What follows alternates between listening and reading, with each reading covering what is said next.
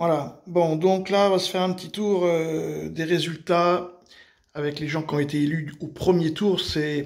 En fait, vous allez vous apercevoir que une bonne partie de ceux qui ont été élus au premier tour, c'est ceux qui sont vus à la télé. Et oui, l'effet vu à la télé a beaucoup joué apparemment. Mais bon, c'est normal, hein. Très près, n'est-ce pas, très près en termes de projection, d'estimation, d'avoir ici une majorité URN alliée et des alliés ciotistes. Sylvia Micone, d'autres informations avec vous.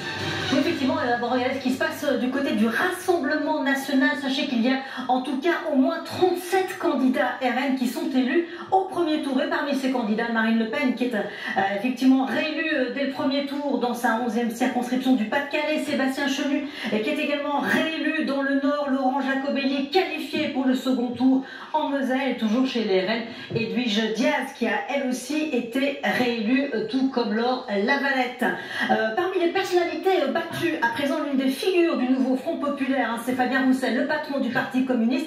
Il a été battu dans le Nord, éliminé face au candidat RN, Guillaume Florcan. Alors plusieurs circonscriptions sont scrutées de très près ce soir. On va aller justement dans la première circonscription de Corrèze. Pourquoi? Parce que l'ancien président de la République, François Hollande, s'y présentait. Il est qualifié pour le second tour. Vous le voyez, 37,6% devant le RN, Maïté Pouget, 30,9%, et le candidat LR, Francis Dubois, 29,1%. Une triangulaire donc pour ce second tour. Du côté des personnalités du nouveau Front populaire, à présent il y a une vingtaine d'élus qui sont élus donc dès le premier tour. Olivier Faure, réélu en Seine-et-Marne, Manuel Bompard également réélu dans les Bouches-du-Rhône, François Ruffin dans la première circonscription de la Somme, il est deuxième derrière le RN. La candidate Ensemble, arrivée troisième à l'annonce, se retirer. Mathilde Panot est réélue dans le Val-de-Marne. Alexis Corbière, un candidat qui n'avait pas été investi par la France insoumise, mais soutenu par les composants du nouveau Front populaire en Seine-Saint-Denis, est qualifié pour le second tour devant la candidate LFI.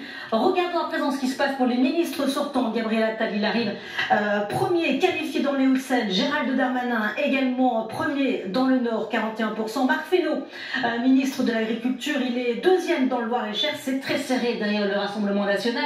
Stéphane Séjourné est également arrivé premier dans les Hauts-de-Seine. Agnès Pannier-Runacher, qui est ministre déléguée auprès du ministre de l'Agriculture, est deuxième derrière le RN. Et puis sachez que Sabrina Agresti-Roubache est arrivée troisième dans les Bouches-du-Rhône. Elle annonce se retirer au profit du candidat Nouveau Front populaire. Merci. Bouches-du-Rhône, 45% le Rassemblement national, 45%.